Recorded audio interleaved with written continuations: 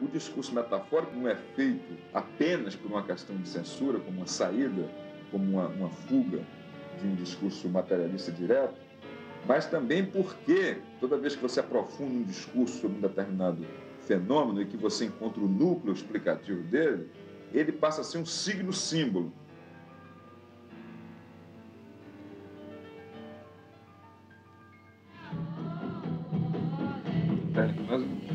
É ambientado no México, na América Latina.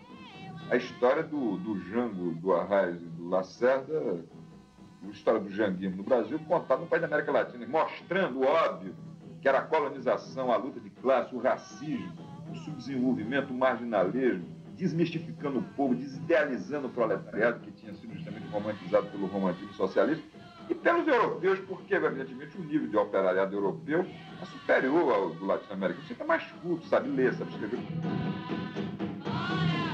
Você muda o nome dos personagens, o cenário e a ordem de certos fatos, mas quando você faz a articulação total, dá o mesmo resultado, porque o modelo é o mesmo. As variações culturais, cor de roupa, maneira de comer, de falar, samba aqui, tango ali, quer dizer, são também chamadas flores do estilo. Você levanta tudo isso, você vai encontrar o mesmo osso, vendo tutano. O Paulo Emílio, em 1970, me designou ir procurar Glauber Rocha em Roma, que ele estava exilado. E durante 8 dias ele falou. Ele falou para mim e falou para Paulo Emílio, através dessas gravações, né, sobre a visão dele da história, a visão dele da filosofia e a visão dele do mundo naquele tempo, naquela passagem, vamos dizer, dos 60 para os 70. E o Glauber, naquele momento, e o cinema brasileiro daquele momento, que era o cinema novo, né, e que, vamos dizer assim, é objeto desse livro, O Mito da Civilização Atlântica, esse cinema estava preocupado justamente em usar a moderna linguagem audiovisual para analisar e interpretar a sociedade e a história. Então, naquela época, o cinema acabava fazendo o papel das ciências sociais.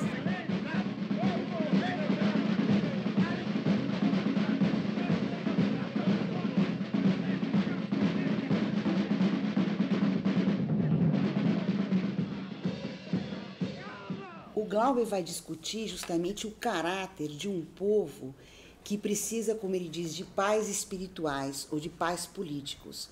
E que era um tema que ele já vinha desenvolvendo desde Deus e o Diabo na Terra do Sol, né? O tema primeiro do messianismo, depois ele vai evoluir para a Terra em Transe no tema do populismo, no tema do patriarcalismo, porque ele está buscando justamente a compreensão desses signos históricos determinantes dessa sociedade.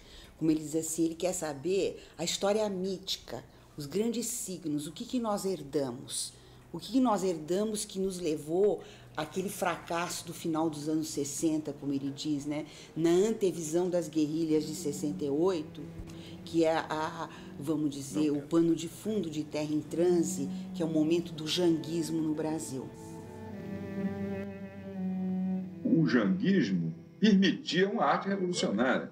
Temos que ir até o fim. O janguismo era o poder político, o Jango lá tinha um programa de reformas no país, reforma agrária, reforma urbana, reformas econômicas, que abria as vias do socialismo do Brasil. É uma luta inútil, seremos esmagados. Não pode trair nós. Nossa aventura terminou. Aventura, você chama Como todo nós trabalho trabalhamos? aventura? Aventura, você chama nosso trabalho aventura? Por isso o Jango caiu, porque o Brasil ia para o socialismo em 10 anos, com os militares que podiam apoiar exatamente esse esquema. Cumpram as ordens. Disperse os resistentes. Essa situação, essa tensão de agitação política atingiu o auge de um grande comício realizado no dia 13 de março de 1964, quando Goulart, ao lado de todas as forças representativas da esquerda do Brasil, falou às massas e iniciou as primeiras reformas sociais e econômicas que anunciavam esta revolução.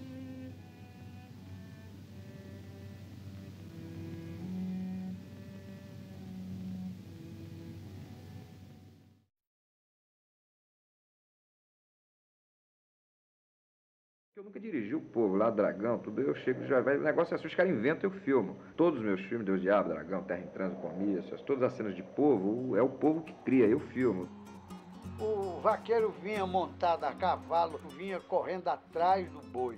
E o boi corria bastante com a força que ainda restava quando chegou no abismo. O boi se jogou, quebrou o pescoço lá embaixo e o cavalo estancou. Mas aí o vaqueiro viu Nossa Senhora que estava na frente do cavalo segurando a rédea. Aí o vaqueiro voltou e contou aos outros vaqueiros como foi que ele se salvou da morte. O povo a partir daí começou a procurar o local e apareceu essa fonte de água doce. Fizeram uma capelinha, fizeram a romaria de Nossa Senhora dos Milagres. Daqui a pouco ele virava e disse, vamos filmar? Aí gritava, silêncio, silêncio. Aí as janelas das casas que estão aqui fechavam e ele, só todo mundo fora do quadro, todo mundo fora do quadro. Mas espere, claro. Eu não amassado. Tá ótimo, Sam. Quando o preto tá falando, você tá de acordo com ele. Quando ele tá falando, você tá de acordo com ele. Aqui tá a câmera, né? Aí, ação! Ele ficava assim. Porque ele queria ver tudo. Ele queria ver como é que ele tinha visão do quadro, ele queria ver o que estava acontecendo no fundo. Então ele ficava assim, ó. Aí, corta! Uma linguagem você pratica, uma linguagem você não fabrica, uma linguagem você encontra através de um processo cultural, um trabalho de vários artistas, determina essa linguagem a partir de um processo muito longo. Tinha o Rock, tinha o Goulart, tinha o Diego, tinha o Calmon.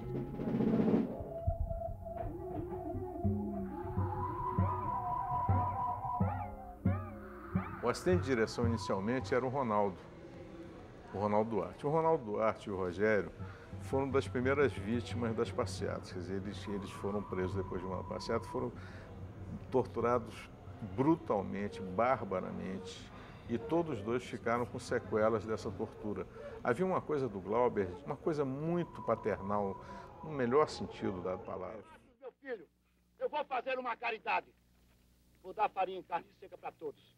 E isso ia angustiando muito a gente ali, ver aquela situação. Essa cena, para mim, ela é fantástica, porque ela é um misto de realidade e ficção. A ficção do roteiro e a realidade do povo que se alimentava mal e teve a oportunidade de comer uma quantidade razoável. Acabou, não ficou nada. No final, as cuias estavam totalmente vazias. 1822. Os escravos em que ano Uma das coisas que mais nos chocaram foi o problema da infância de lá, porque as crianças elas mesmas tinham que cuidar do seu sustento. Então, cada pessoa da equipe arrumou um assistente para carregar, só para dar alguma coisa para aquela criançada fazer. Então, você jogava um maço de cigarro vazio no chão, eles apanhavam. Qualquer coisa, um palito de fósforo, eles apanhavam. Então, cada um de nós tinha um para carregar o material e tal, mais para dar um dinheirinho e tal. O Glauber, o garoto que ele escolheu, era um menino mínimo, com uma idade indefinida, com uma barrigona, amarelo, chamado Jovino. Nunca vou esquecer dessa criança. E esse menino, o Glauber se afeiçoou, foi uma coisa, e ele vivia grudado no Glauber, na Rosa Maria Pena. E um dia alguém seguiu o Jovino e se deparou lá com um quadro que era assim, uma mãe morrendo, outras crianças menores, e tudo ele levava, ele não, porque a gente reparou que ele não comia nada, você dava um pão, ele não comia, ele guardava tudo e ele levava para aquela famíliazinha dele. Quando a gente foi embora, que o filme acabou, foi dilacerante a despedida do Glauber da criança, ele queria trazer, chorava a criança, a mãe pediu para não levar, e meses depois a gente soube que o menino tinha morrido. Não pensemos no exterior, pensemos no Brasil, voltemos para dentro do Brasil, dentro dos nossos rios, das florestas, do grande Brasil, onde vive um povo pobre, liquidado, doente, que precisa realmente de ser resgatado.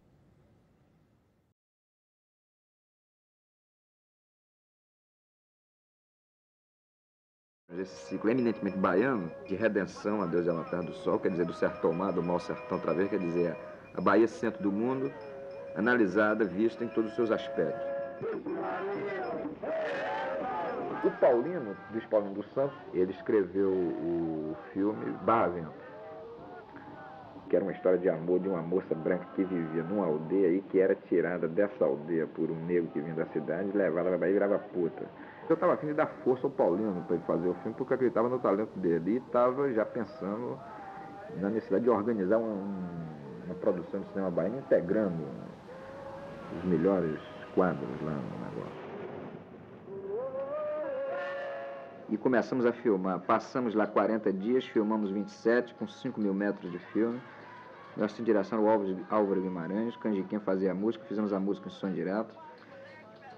E filmado lá em Buraquinho. Do que o Paulino filmou, resta no filme o primeiro plano, aquela panorâmica sobre as nuvens, e um trave entre os coqueiros, aliás, um trave muito bem feito, que tem um movimento para a direita e para a esquerda, entre os coqueirais de noite, quando o Pitanga corre e olha a Luísa Maranhão tomando banho.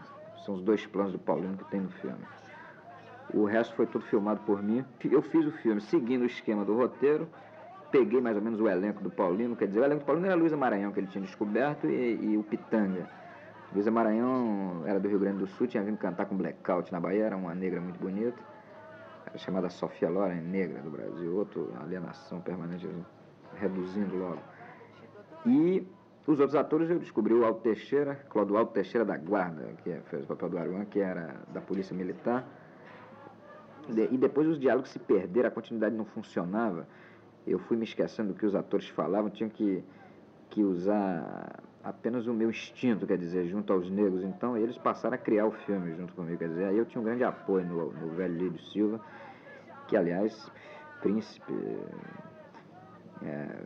sobrinho de senhora, grande mãe de santo da Bahia, um homem altamente iluminado, com grandes forças, que exerceu uma grande proteção, uma grande autoridade, era o mestre que conduziu o negócio da melhor forma. As condições filmagens foram precárias, faltou comida, todo mundo começou a comer sopa de xarel, teve diarreias incríveis. A Lucy Carvalho se recusou a entrar na água, tinha para conversar com a mãe de santo numa cena que ela passa por um riacho. Eu bebia água para ela poder passar pela água, porque a mãe de santo tinha que ir embora às 3 horas. Então, depois que o filme foi feito, eu estava tremendamente seguro, não sabia o resultado daquilo, voltei a trabalhar no jornal, não tinha dinheiro para montagem. Eu queria dizer o seguinte, o dinheiro que o Roberto Pires queria tomar no banco, os 500 contos do Banco Estado da Bahia, que foi negado, eu fui pedir pessoalmente ao Juracy o dinheiro. Como naquela época o Juracy tinha liberado o Jogo do Bicho, com o argumento de que botaria uma percentagem do Jogo do Bicho para atividades culturais, ele autorizou que o cara que controlava lá o dinheiro do bicho, que era o Eniquim, desse 1 milhão para o Barravento, que foi pago 100 contos a 100 contos, o Oscar Santana recebeu, e aliás não investiu no filme, investiu na empresa, na Iglu Filmes, o que deixou o Barravento, que contava com esse dinheiro para montagem, parado.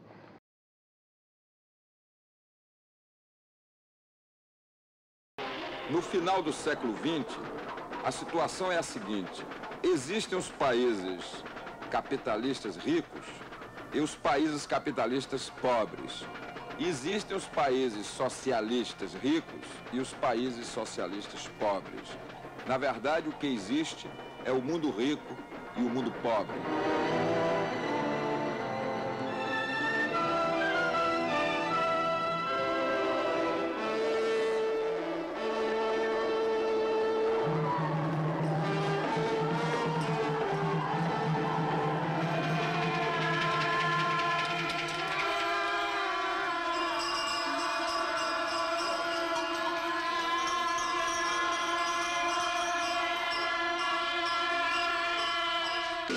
São 500 anos de civilização branca, portuguesa, europeia, misturada com índios e negros, e são milênios, além da medida dos tempos.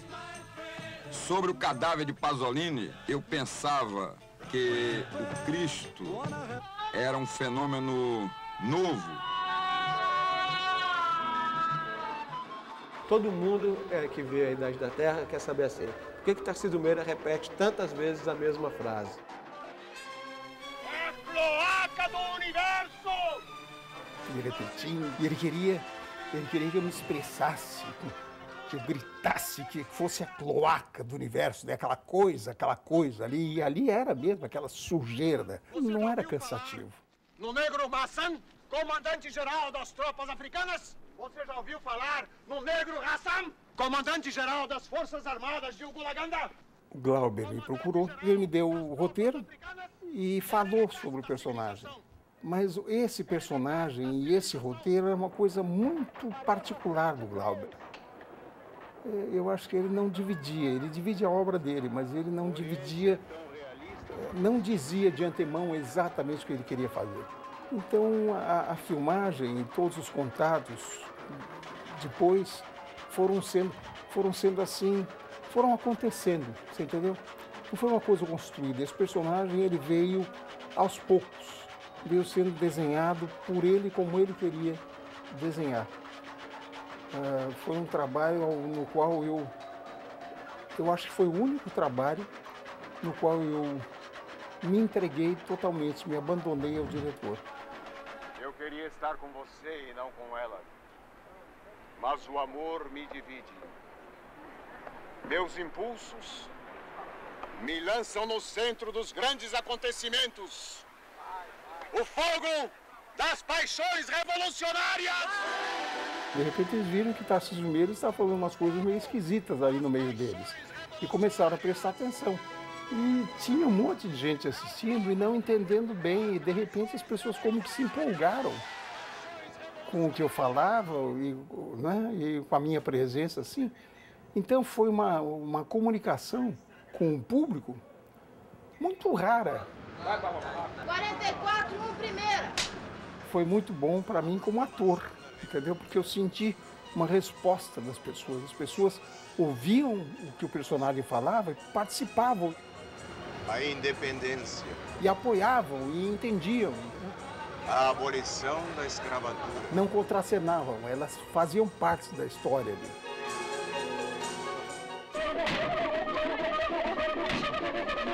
E as pessoas ficam pensando que é com cenografia e temas e ator maquiado que vai, por exemplo, disputar o Ibope.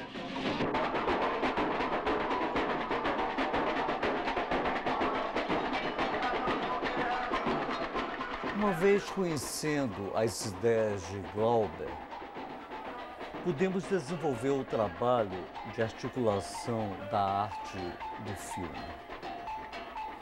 A primeira indicação que ele me deu, todo mundo achava que era uma loucura, ele queria que eu fizesse os figurinos em cima de uma parada que houve aqui na Bahia, comemorando o 4º centenário da fundação da cidade de São Salvador. Então, essa parada, na época, foi uma coisa incrível. Foram milhares de pessoas desfilando e essa parada contava toda a história do Brasil. Nós começamos a pesquisar, eu e a Paula Gaetan, descobrimos que esses figurinos, que eram de 1949, sumiram. Doutor Getúlio deu o golpe de Estado em 1937. Todo o Brasil está muito preocupado em ser vedete superstar. No Brasil não comporta essa mentalidade. O Brecht já combateu isso, quer dizer, não tem sentido. Então, na verdade, o ator é muito importante dentro do cinema, porque é o veículo da interpretação, com diálogos ruins e direções. Os diretores é que têm medo dos atores, não excitam eles. O cara acha que vai filmar já com uma dessas vedetes aí, que andam por aí, que aliás são... Tá, acabou? Tem mais uma? Pode falar. Então você faz uma outra pergunta. Rápido, já caiu. Pois é.